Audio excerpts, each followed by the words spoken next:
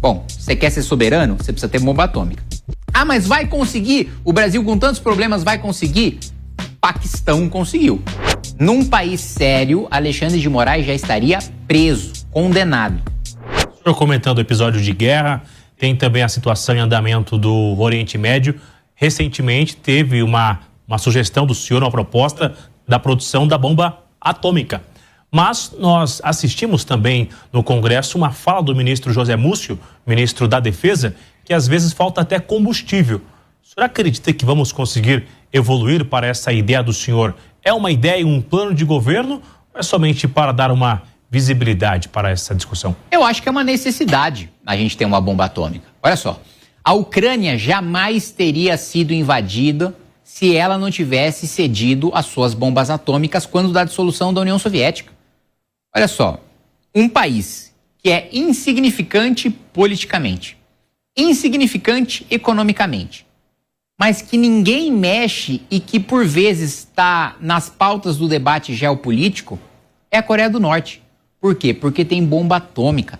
A Coreia do Norte não tem poder de sancionar economicamente ninguém. A Coreia do Norte não tem pessoal para entrar em guerra com ninguém. A Coreia do Norte, sim, é um país absolutamente destruído e sucateado, mas tem uma bomba atômica e ninguém mexe com eles por causa disso. Da mesma maneira, para o Brasil ter soberania, palavra que os petistas ouviram e eles repetem, mas não sabem o que significa, nós precisamos de bomba atômica. Porque senão, China, Estados Unidos, Rússia fazem o que quiser aqui, não só no Brasil, mas na América do Sul, quando quiserem. A gente não tem soberania nenhuma. O momento que a Rússia quiser fazer qualquer coisa aqui, faz, a não ser que a gente dependa dos Estados Unidos. O momento que os Estados Unidos quiserem fazer qualquer coisa aqui, faz, a não ser que a gente dependa da Rússia e da China. Ou seja, para não depender de ninguém, para ser soberano de fato, para mandar no próprio território e para ter a posição de autoridade e de liderança na América do Sul que nós defendemos que o Brasil tenha, o Brasil precisa ter bomba atômica. Agora, nós temos um investimento pífio, o nosso investimento de maneira geral, o investimento público, ele é pífio. Ele é assim, infraestrutura, ele é pífio, saneamento básico, ele é pífio, na defesa, ele é pífio. E aqui eu acho importante a gente explicar para quem assiste a diferença entre gasto e investimento. O Brasil gasta muito dinheiro público, mas investe pouco dinheiro público, né? Ele tem muitos gastos. Gasto é aquilo que você paga do dia a dia, né? É como a conta de luz, a conta de água, né? O que você paga no seu dia a dia é gasto. Você não vai receber nada no futuro por causa disso. Investimento é você comprar uma ação. Investimento é você pagar um curso profissionalizante para você entrar numa profissão que você vai ganhar mais depois. Da mesma maneira, o Brasil gasta muito e investe pouco. Para a defesa, é esse justamente o caso. Tanto proporcionalmente a gente investe pouco em defesa, ou seja, o orçamento voltado para a defesa é pequeno, mas ao mesmo tempo, o orçamento que a gente manda para a defesa é muito desproporcionalmente grande em pessoal. A gente gasta muito com o pessoal das Forças Armadas, proporcionalmente ao orçamento total, e pouco em investir em equipamento. Por isso que a gente teve, eu lembro no governo Bolsonaro, teve aquele desfile patético ali de 7 de setembro que passou um tanque ali que parecia um maré a turbo ali quebrando na esplanada dos ministérios. Para não passar esse tipo de vergonha, a gente precisa ter um investimento estruturado em defesa e a bomba atômica passa por isso. Só para finalizar, porque é uma crítica que eu escuto muito, mas não tem saneamento, tem tanto problema no Brasil, você quer fazer bomba atômica? Bom, você quer ser soberano? Você precisa ter bomba atômica. Mas vai conseguir? O Brasil com tantos problemas vai conseguir? Paquistão conseguiu. Ele tem mais problemas estruturais do que o Brasil. Então, naturalmente, a gente consegue também. Rapidamente, antes do Arthur, da Folha de São Paulo, o senhor comentava sobre uma soberania e riscos, né, do invasão. Durante o final de semana, o governo Lula revogou o visto do assessor do governo americano e o ministro Alexandre de Moraes também não autorizou uma visita ao ex-presidente Jair Messias Bolsonaro. Estamos diante de um risco de uma intervenção do governo americano, seja durante as eleições ou a qualquer momento? Invasão eu não diria, né? Intervenção, como você colocou, pode ter. Como eu disse para você, o Brasil é um país que não tem soberania. O Brasil ele não tem condições econômicas de ter soberania. Nos últimos 40 anos a gente poderia ter trabalhado para ser um país rico. E hoje as nossas decisões pesarem para os Estados Unidos. Porque hoje Vamos supor que o Brasil quer impor sanção econômica para os Estados Unidos. Vamos tarifar as coisas que a gente compra dos Estados Unidos. A gente já tem um dos impostos de importações mais altos do mundo para as coisas que a gente compra dos Estados Unidos. Então, os Estados Unidos vão falar o quê? Você já tributa o meu iPhone e aí de vocês já é o mais caro do mundo. Ninguém tributa tanto quanto vocês. Vocês vão fazer mais o quê? A gente não tem nem... A gente é tão impotente, a gente está numa situação tão humilhante geopoliticamente que a gente não tem os instrumentos econômicos. Ao mesmo tempo, no pilar de influência geopolítica, também a opinião do Brasil não importa nada. A gente costuma, né, ter essa ilusão de que o Brasil, por ser o país amigão de todo mundo no mundo, ele tem condição de promover o diálogo, de ter influência. Nada. Geopolítica é demonstração de força. Tem condição de promover o diálogo quem tem força para promover o diálogo. Tem condição de ser polícia de determinado continente ou polícia do mundo quem tem força para ser polícia do mundo. Força econômica, força política, força militar. O Brasil não tem nada disso. Então, a gente está suscetível a qualquer tipo de intervenção de qualquer tipo de país. Me lembro que saiu uma matéria num jornal internacional falando da quantidade de agentes russos. Eu sempre pensei, alguém me falasse isso e eu não tivesse lido uma matéria de um veículo confiável, que eu preciso puxar depois, eu não acreditaria, acharia que é conspiração. Mas da quantidade de agentes russos no Brasil. Né? E assim, a inteligência brasileira é uma piada. Assim como as nossas Forças Armadas, nós estamos numa situação humilhante. E nem é culpa das Forças Armadas, nem é culpa da inteligência em si, mas das gestões que nós tivemos, pelo menos nos últimos 40 anos. Né? No período de Nova República, que a gente tinha a oportunidade de ser o nosso amanhecer, de ser a nossa alvorada. E essa decadência que a gente está hoje. Então a gente está sujeito a todo tipo de influência.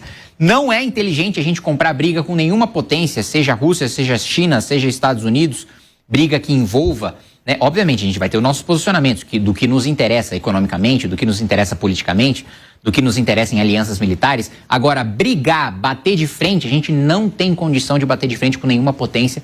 Então eu acho essas medidas do governo Lula e essa decisão do ministro Alexandre de Moraes uma burrice. Arthur? Deputado, sobre a bomba atômica, assumindo que o Brasil tem a capacidade de construí-la e assumindo também que nações estrangeiras não invadam, não ataquem o país por isso, não é contraditório pensar o senhor defender saneamento fiscal e, ao mesmo tempo, a construção de uma bomba atômica? De onde o Brasil vai tirar dinheiro para construir uma bomba atômica? Não por causa da diferenciação que eu falei para você. Gasto é uma coisa, investimento é outra. O saneamento que eu defendo é em gasto. Eu defendo corte de despesa obrigatória. Eu defendo, por exemplo, que seja cortadas emendas parlamentares, né? 60 bilhões de reais que são extremamente mal aplicados, na maioria esmagadora das vezes. A gente está falando de 60 bilhões de reais. Eu defendo corte de gastos com super salários também, que dá 15 bilhões de reais de dinheiro que eu preferiria até que fosse jogado no lixo do que fosse recebido por pessoas privilegiadas, como a gente tem hoje várias castas aí do Ministério Público, do Judiciário, privilégios com os parlamentares. Gasto com um deputado que aluga um carro aqui, aluga um carro no seu estado, gasta gasolina aqui, gasta gasolina no seu estado, tem um apartamento funcional aqui ou recebe auxílio moradia. Tudo isso é gasto. E todos os que eu falei agora, gastos inúteis ou extremamente mal aplicados. 200 bilhões de reais em privilégios tributários para grandes empresários que têm poder de lobby no Congresso Nacional, no Palácio do Planalto.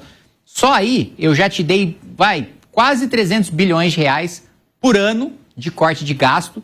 Todos esses 300 poderiam virar investimento. Com esses 300 eu começo a fazer a bomba atômica. Se eu quiser, faço um presídio maior do que o Secote de El Salvador. De El Salvador cabe 40, a gente faz um de 80 mil aqui. Se eu quiser, com isso daí, eu promovo o maior programa de infraestrutura da história do país, mais do que a gente teve durante o período da ditadura militar, mais do que a gente teve de investimento na época de Juscelino Kubitschek. Se eu quiser, eu faço uma reestruturação de portos e de aeroportos. Se eu quiser, eu promovo o maior programa de qualificação profissional da história do país, técnico profissionalizante, repercutindo aquilo que a gente tem de melhores práticas na Europa. Se eu quiser, eu promovo isso em bolsas de iniciação científica e de financiamento de ciência de ponta, para a gente ter, como a gente tem hoje na medicina do Brasil, na pesquisa de medicina da USP, que está na ponta de linha, na fronteira do conhecimento do mundo, a pesquisa agropecuária que a gente tem na Embrapa, que inclusive eu estou ajudando num programa de agroespacial, né? O Brasil vai ter uma parceria com o programa Artemis. Olha que coisas grandiosas que a gente tem no nosso país que a gente não sabe, por causa de investimento. Vamos participar da missão Artemis ali, irmã, né? Na mitologia e também agora na tecnologia, da missão Apolo. para promover também o que a gente tem, para ter algo parecido com o que a gente tem também na aviação civil, que a gente também está na fronteira do conhecimento. Então, assim, se você me perguntar as fontes de recurso, o saneamento fiscal para fazer investimento, eu vou ter excesso de coisas para te falar. Agora, só voltando rapidamente sobre a CPMI do INSS, uma decisão de momento, deputado, acabou de chegar do ministro André Mendonça para que os agentes da Polícia Federal retire todo o material de equipamento que estão na sala cofre da CPMI relacionado à vida de Daniel Vocaro. Aí chegamos naquele ponto sobre as imagens, né, de conteúdo que foram compartilhados nesses aparelhos celulares e que ninguém tem acesso a essas informações. É uma decisão de extrema urgência do ministro André Mendonça, a também o relator e a representação ali da Polícia Federal e da CPMI. Como o senhor vê, novamente, informações que são enviadas para a CPMI e, de repente, novamente são recolhidas dessa investigação?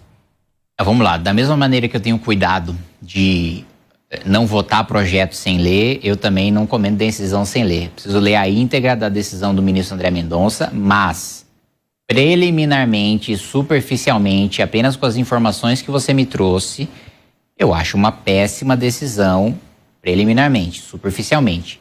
Por quê? Quem vai decidir e como será decidido aquilo que é vida pessoal do Vocaro, daquilo que é crime, daquilo que é indício de crime, daquilo que pode ser utilizado como prova para altas autoridades da República. Essa é uma decisão complicada. Se tivesse nível de subjetividade da chamada da matéria, como você me colocou, eu acho uma péssima decisão, eu acho que é um péssimo sinal do ministro André Mendonça, e não seria o primeiro péssimo sinal do ministro André Mendonça. Ele também tem impedido que vários depoentes compareçam na CPMI do INSS, né?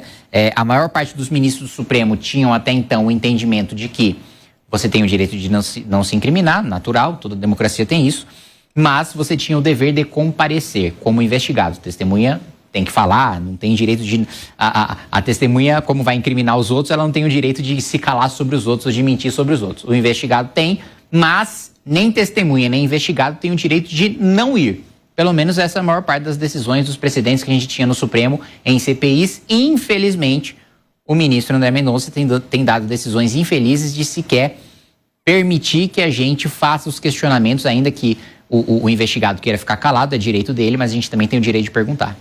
A gente segue aqui com outros assuntos, mais uma pergunta do Matheus Dias.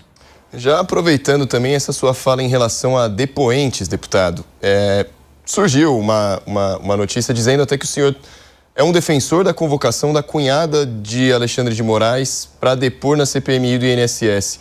E o senhor chegou a falar de teia familiar entre uma relação com o Banco Master e com o STF. O que o senhor quer dizer com essa teia familiar? E se refere apenas a Alexandre de Moraes? Bom, a teia familiar que eu conheço é só sobre Alexandre de Moraes. Não tenho a menor dúvida de que outras devem existir, mas que eu tenho elementos para desenhar e justificar esse requerimento, família do Alexandre de Moraes. E eu digo por quê. Primeiro, a gente tem um contrato de 129 milhões de reais com a esposa do ministro Alexandre de Moraes, e vamos lá, a formação acadêmica dela é pífia, a atuação na advocacia dela é pífia, ela sim... Qualquer advogado recém-formado tem mais experiência e mais conhecimento do que a advogada Viviane de Moraes, né? Então, assim, é injustificável um contrato desse tamanho para uma pessoa tão desqualificada. Esse é o primeiro ponto. Aí a gente vê nas mensagens do Vocaro que ele cita a sua influência sobre o ministro Alexandre de Moraes. E, obviamente, sim, me desculpa, é muita coincidência. Você é ministro do Supremo. Eu tenho um contrato de 129 milhões com a sua esposa que não tem formação nenhuma, que não tem experiência nenhuma. Eu tenho um relacionamento próximo com você. Eu falo em mensagens que eu vou perseguir meus adversários usando o inquérito das fake news que você relata. E o contrato não tem nada a ver com a minha influência sobre você?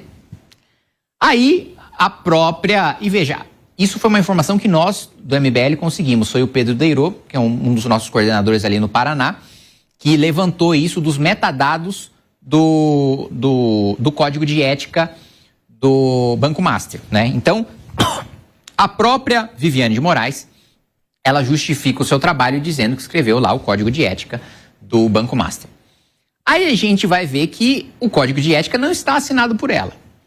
Aí a gente puxa os metadados e vê que uma das pessoas que é autora daquele código de ética é cunhada do Alexandre de Moraes. Então, assim, a teia familiar está desenhada. É uma sequência de coincidências que, assim, quando é muita coincidência se juntando, deixa de ser maluquice você pensar que não é mais uma mera de coincidência, para ser coisa de maluco você achar que é coincidência.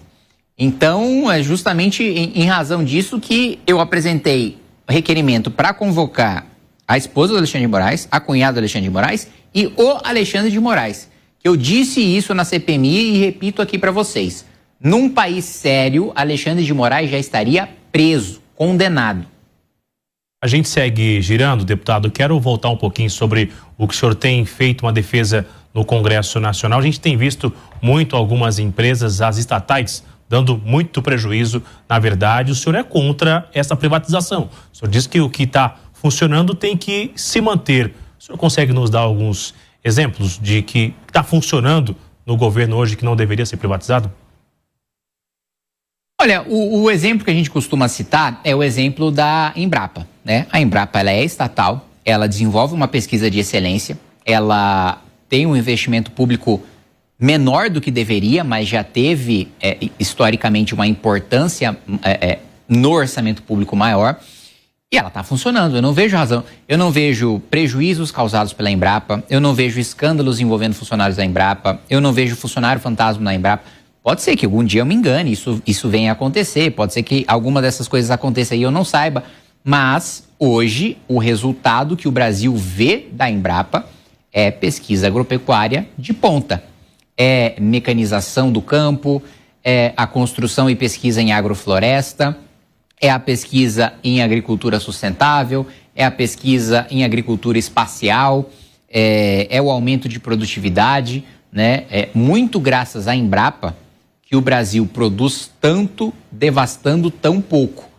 Outros países, porque o que significa produtividade? Produtividade e sustentabilidade no campo se casam perfeitamente, porque quanto mais você é produtivo, menos você desmata. Por quê? Porque se você produz mais num território menor, você não precisa desmatar um território maior.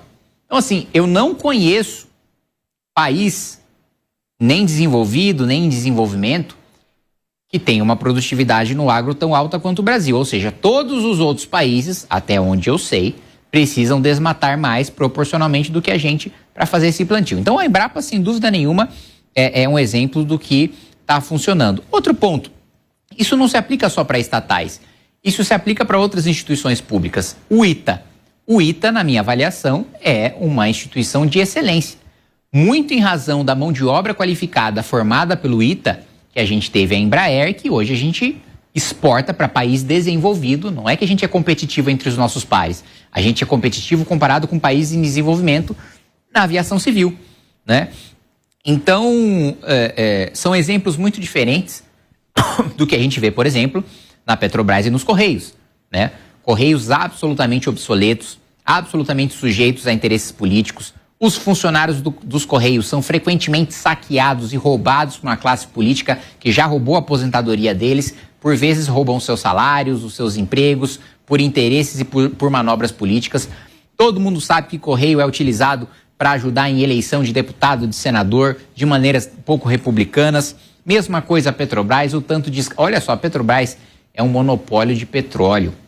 Um monopólio de petróleo, a não ser que tenha uma crise global, nunca é para ter prejuízo. É uma das coisas mais valiosas do mundo e só você pode explorar no país e você tem prejuízo, né? Obviamente tem uma coisa de muito errado e, na minha avaliação, a Petrobras deve sim ser privatizada. Agora, a privatização da Petrobras não pode ser feita de qualquer jeito e esse é um ponto importante. Nenhum liberal defende que basta você passar para a iniciativa privada que vai melhorar. A privatização precisa ser bem feita. A gente precisa quebrar o monopólio para que não se crie um monopólio privado, que pode ser tão ruim ou até pior do que o monopólio público, e aí proibir que o mesmo grupo econômico adquira, né, ao mesmo tempo viabilizar que o escoamento de produção da Petrobras também seja democratizado, para a gente também evitar monopólios de distribuição que a gente tem, impedir que monopólios públicos se tornem privados e quebrar os monopólios privados que existem hoje, para daí a gente ter um bom processo de privatização. Reta final rapidamente, última rodada em 4 minutos. Arthur, por favor, 1 minuto para a gente concluir.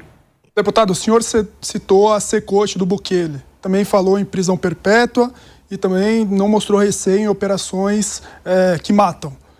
Em que lugar do mundo uma política como essa deu certo? Bom, próprio El Salvador, né? A gente tinha um nível de homicídios gigantesco, a gente tinha um domínio de facções criminosas em vários territórios, e daí, hoje a população está muito mais segura, os indicadores estão muito melhores. E eu levanto outro ponto para você. A maioria dos países desenvolvidos, a pena de morte é mais rara, mas a prisão perpétua é muito comum. A maioria dos países desenvolvidos tem penas mais duras do que as nossas. E a maioria dos países desenvolvidos são mais seguros do que nós. É óbvio que segurança pública não se resolve só com lei, não se resolve só com pena, não se resolve só com estabelecimento prisional. A gente precisa aumentar o número de crimes que são resolvidos, a gente precisa simplificar o processo burocrático e cartorial da época do Império que a gente tem hoje na nossa polícia, a gente precisa ter carreira única, a gente precisa ter ciclo completo, a gente precisa ter várias pautas para que a segurança pública como um todo seja eficiente. Agora, é fato que a maioria esmagadora dos países possuem leis mais duras do que as nossas, e a maioria esmagadora dos países que possuem leis mais duras do que as nossas são mais seguros do que nós. Isso são fatos, não é a minha opinião. Aí podem discutir a relação de causalidade nisso, e essa é uma discussão absolutamente válida. Agora, sobre onde funcionou, assim, os países que possuem penas mais duras do que as nossas, e assim, praticamente todo país desenvolvido tem, são países mais seguros, os países em que existe lei, que existe ordem, porque a questão no Brasil da pena também é a questão do benefício. Porque muitas vezes ter uma pena baixa, como a gente tem muito benefício, significa não ter pena nenhuma. A exemplo do que a gente teve recentemente uma decisão, que o sujeito estava com 40 milhões de reais em cocaína, teve sua pena de prisão convertida em restritiva de direitos e agora ele vai ter que pagar uma multa de 10 mil reais e prestar serviço para a comunidade. Ou seja, a pena de prisão prevista na lei não é aplicada porque ela pode ser convertida em outras coisas e porque em restritiva de direitos e porque você tem benefícios processuais como a progressão de regime, por exemplo, que o sujeito não cumpre a pena de ponta a ponta. E para fechar, eu cito um estudo do professor Pérez Chiquida que diz que, segundo os próprios criminosos, mais de 80% dos criminosos jamais estariam na vida do crime se 3 coisas existissem. Pena de morte, prisão perpétua dos criminosos brasileiros. Pena de morte, prisão perpétua e cumprimento de pena de ponta a ponta. Fala, meus queridos, aqui quem fala é o Alan do canal Inevitável Cortes, e no meu segundo mês postando cortes aqui no YouTube de figuras do Partido Missão e do MBL, eu faturei cerca de 25 mil reais ou um pouquinho mais de 4 mil dólares. E se você tem interesse em estar criando o seu próprio canal de cortes, eu preparei um treinamento 100% focado, mostrando o passo a passo para você estar conseguindo fazer seus cortes de figuras do Partido Missão e do MBL. Para acessar o treinamento é só clicar no primeiro link da descrição ou ler o QR Code que tá aparecendo aqui no meio da tela agora. E se você gostou desse vídeo, não se esqueça de deixar o like e se inscrever no canal. Te vejo no próximo vídeo.